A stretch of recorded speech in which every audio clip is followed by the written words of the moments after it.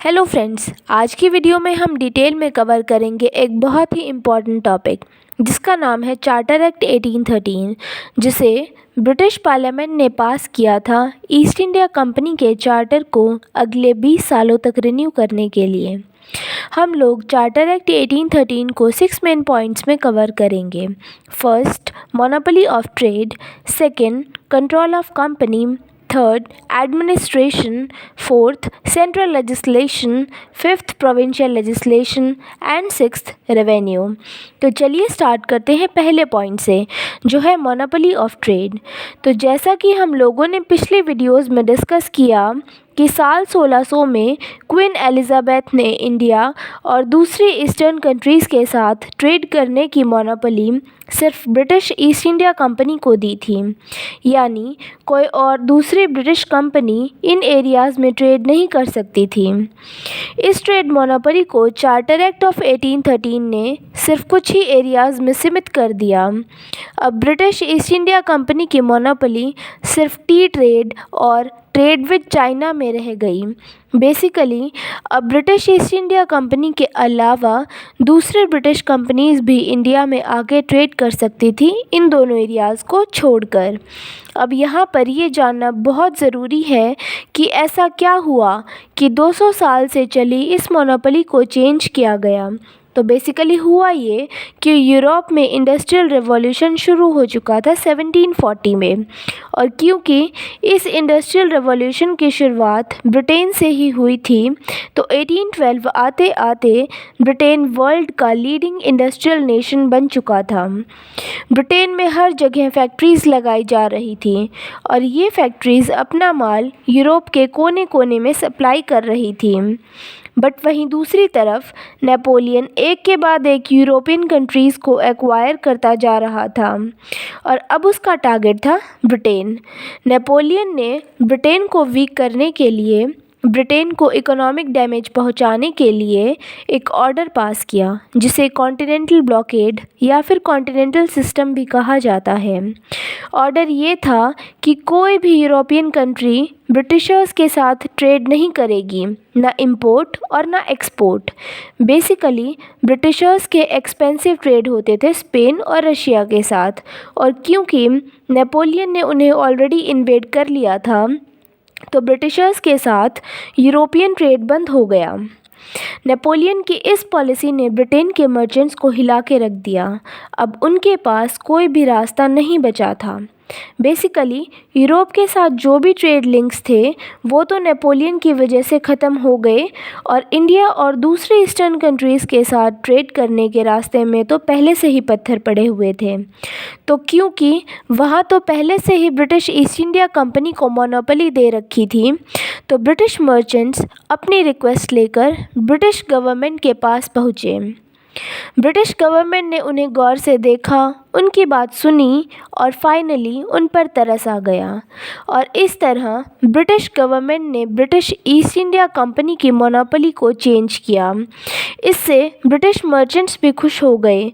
फिर क्या था, रास्ता साफ हो गया और दूसरे ब्रिटिश व्यापारी भी अपनी गाड़ी में सामान भर के निकल पड़े इंडिया की तरफ, और ब्रिटिश ईस्ट इंडिया कंपनी भी इस बात पर राज़ी हो गई कि कम से कम टी ट्रेड और चाइना के साथ ट्रेड लिंक्स में मोनोपोली अब भी कायम है। लेकिन इससे इंडियन इंडस्ट्रीज़ को बहुत नुकसान पहुंचा, क्योंकि अचानक से बहुत सारे ब्रिटिश प्रोडक्ट्स इंडिया में आने शुरू हो गए। हमारे Indian products in factories made products के सामने फीके पड़ गए।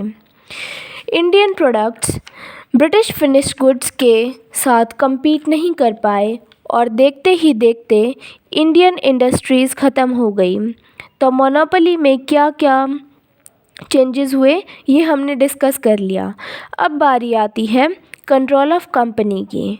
कंट्रोल ऑफ कंपनी में अभी भी political power board of control के हाथ में थी, और commercial power court of directors के हाथ में, यानी यहाँ पर कोई भी चेंजेस चार्टर एक्ट 1813 ने नहीं किए। अगर एडमिनिस्ट्रेशन की बात करें तो सब कुछ सेम था। Governor of Madras and Bombay report करेंगे गवर्नर जनरल ऑफ बंगाल को और गवर्नर जनरल की काउंसिल में 3 मेंबर्स होंगे। तो बिल्कुल वैसा ही था जो हमने पिट्स इंडिया एक्ट में डिस्कस किया था, यानी चार्टर एक्ट 1813 ने यहाँ पर कोई भी चेंजेस नहीं किए थे। अब नेक्स्ट पॉइंट है कंट्रोल सेंट्रल लेजिस्लेशन। यहाँ पर भी सेम चीज़ें कंटिन्यू की गई थी, मतलब कोई भी लॉ बनाना हो तो decision governor general and council की मेजॉरिटी वोटिंग से होगा और 2-2 से अगर टाई हुआ तो गवर्नर जनरल के पास वीटो पावर अभी भी है। इसके अलावा प्रोविंशियल लेजिस्लेशन में भी कोई चेंज नहीं हुआ, सब कुछ वैसा ही है जो हमने पिट्स इंडिया एक्ट में डिस्कस किया था। अब बात आती है रेवेन्यू की, तो यहाँ पर एक बड़ा चेंज देखने को मिला चार्टर एक्ट 1813 के द्वारा। अब तक क्या होता था, रेवेन्यू चाहे कमर्शियल ट्रेड से जनरेट हो रहा है या दूसरे पॉलिटिकल रीजंस की वजह से जैसे वॉर्स या फिर टैक्स की वसूली से, हर तरह के रेवेन्यू को एक ही जगह पर जोड़ा जाता था और उसकी गिनती की जाती थी। चार्टर एक्ट 1813 ने रेवेन्यू को सेपरेट कर दिया, मतलब कमर्शियल ट्रेड से मिलने वाला रेवेन्यू अलग और ब्रिटिश पोजेशन से जो टैक्स कलेक्ट हो रहा था वो अलग। तो बेसिकली यहाँ पर चार्टर एक्ट 1813 ने control of company, Indian administration, central legislation या फिर प्रोविंशियल लेजिस्लेशन में कोई भी चेंजेस नहीं किए गए थे। जैसा चल रहा था वैसा ही चलता रहा। इन सब पॉइंट्स के अलावा चार्टर एक्ट ऑफ 1813 ने कुछ और इम्पॉर्टेंट चेंजेस भी किए, जैसे अब से ईस्ट इंडिया कंपनी को हर साल 1 लाख रुपए इंडियंस की एजुकेशन पर खर्च करने ज़रूरी हो गए। इस पैसे से भारत के लोगों के लिए स्कूल्स बनाए गए, अच्छे टीचर्स लाए गए और किताबें दी गई।